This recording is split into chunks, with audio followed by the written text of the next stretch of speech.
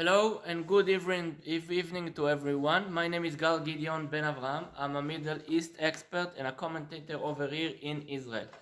The subject that I would like to speak about today is the bad way that Syria is going on to a very bad and jihadistic direction, that we already have signs that what they say is not true. They are going to a Salafi jihadi government that will try to defraud the whole world, exactly like the Taliban are trying to do and did in the past. And from what I know that, and today the date is 17 December 2024. I know that because all the government ministers, the new ministers, also the prime minister, are all of them are Sunni jihadists. There are no Druze, there are no Kurdish people, there are no women's. I don't see how it's going to be a country of all citizens together. Also, there was a secular guy, his name was Fayed al-Masri. He even wanted a peace agreement with Israel, and he's secular. He wanted to be part of the government. He has a lot of connections in Europe. He could bring billions of money to Syria, and those jihadists, they didn't want them. He doesn't have any official rule in the government, or an important rule. Why? Because they don't want secularism in this country. They want it to be a jihadi, a country that's going to work and to be existed according to the Sharia Islamic Sunni law. And from where I know that, because all the people that they brought now to the new office, there were Islamic scholars and people that were with a Salafi, a Salafi perception mindset. Also, the prime minister, the new prime minister, his name is Ahmad Bashir. This Ahmad Bashir was a doctor and also a specialist, someone who was specialized in Sharia law, court order, like to be a judge of Sharia. That was his field of studying. And if he's the prime minister and that's his mindset and that's his speciality, it means it's going to be an Islamic country on steroids, like Afghanistan.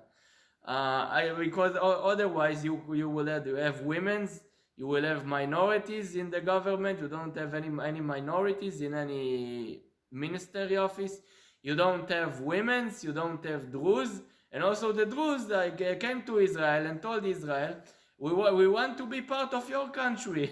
We want even to send a soldier to Gaza. Now some Druzic minister that have connections with those people, those people in Syria, said that they wanted to send 10,000 soldiers for us to fight in Gaza, because they want a country so much that will be part of us, or a good neighbor, a Druze country that is not related to those jihadists. They don't trust them, because according to the Salafi Sunni Islam, Druze don't even have a right to live. Ibn Taymiyyah said that they should put into sword, not even to pay tax, jizya.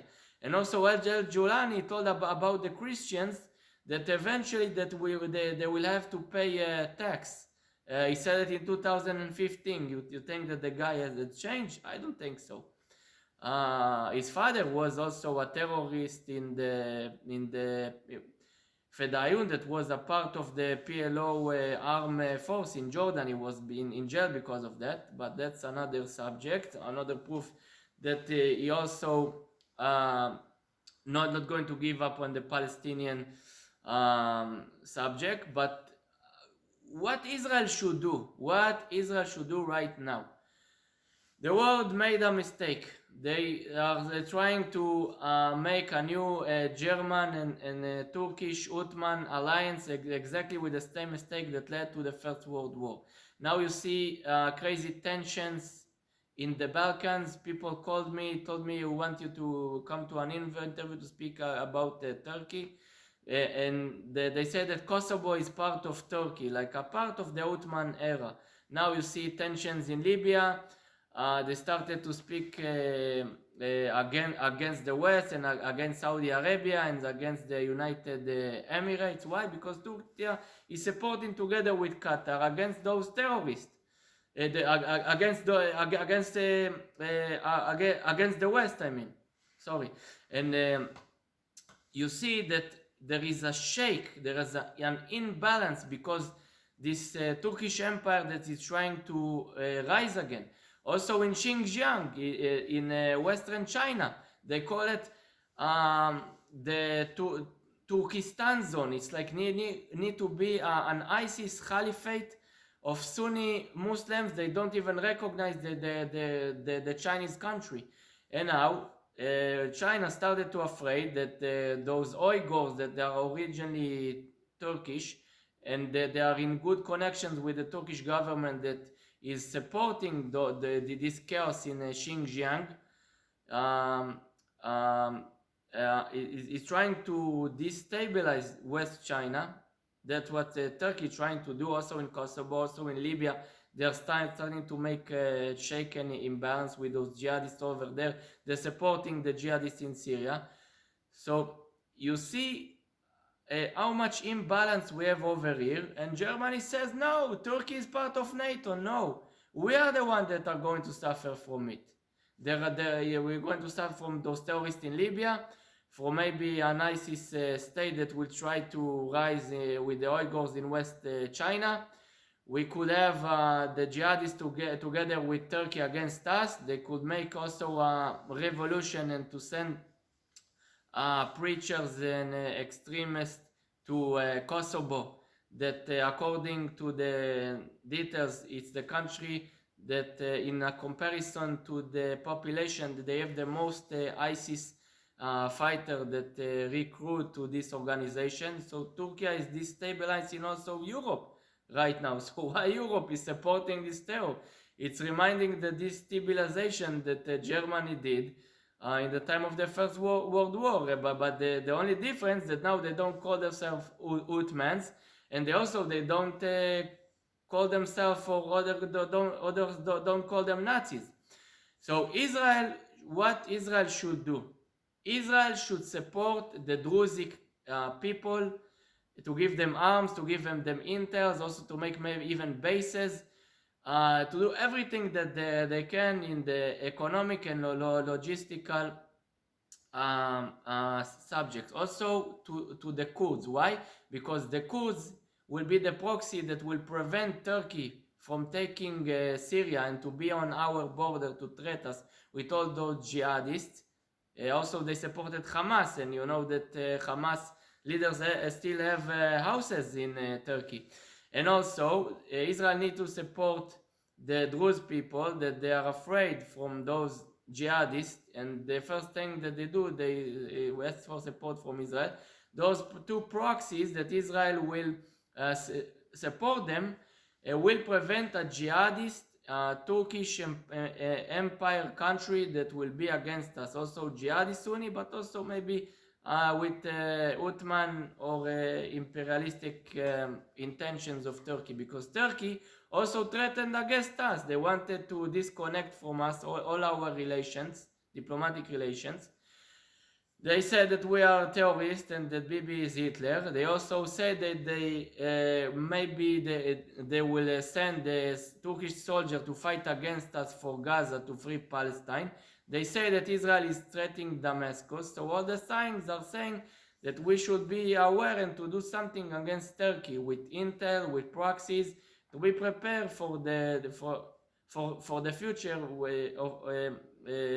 because of those dangers of this country, that we have a new Cold War with her from the north, and we need to improve our relationship with the Balkanian countries, also in the European Parliament, to dismantle this crazy country and their NATO alliance, to break it down, because they are making the world into a danger and imbalance that is hurting all of us. And the test is going to be like that. If this country, the Syrian country, the new Syrian country, is claiming that they are going for peace with all nations and people, even though that the signs are not showing it, so that's why when we and the world should act when Israel is in the front. Okay, if it doesn't work, what we should do? We should have proxies. And if they will start to attack those proxies, like they did in the last week, they occupied Abu Kamal and Dir Azur, the pathway to Iraq from them by force, then we will prevent them of being the only player. Because if we will lose our player, and they will be too weak, the Kurdish people in the Kurdish zone, and also what's called the SDF, Syrian Democratic Forces, the Kurds, and also the Druze. If they will be weak, it will be a danger for Israel. If they will be strong, then Israel will be safe, because they will be against the jihadists. They will be with us. They will thank us for the support. And also, the Kurds will be the one that will prevent the Turkish Ottoman aspirations against us and against the world, but also the jihadists. And then you solve the problem. So if there will be peace, everything is good. We supported people there that are part of this country, Druze and Kurds. But if not, they will start to fight against them and against us because we support them. Then, oh good, we woke up soon. Because if those players will be weak, we will have a big and much dangerous front from Syria with Ottoman Turkish country that is threatening us from the north with a new front, with a crazy or jihadist of millions or hundred thousands of millions against us. So that's why the proxy is so important, if there will be peace, and even if there will be no peace.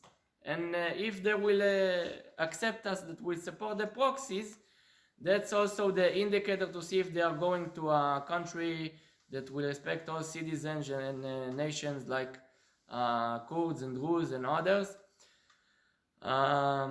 And that's what we should do. Also, those Sunnians, we can support them too, because we don't want war with them. So we can give them clothes, we can give them food, maybe medical assistance, I mean, in a much cheaper price, that we will also benefit from it, because Israel is not in the best situation, economical,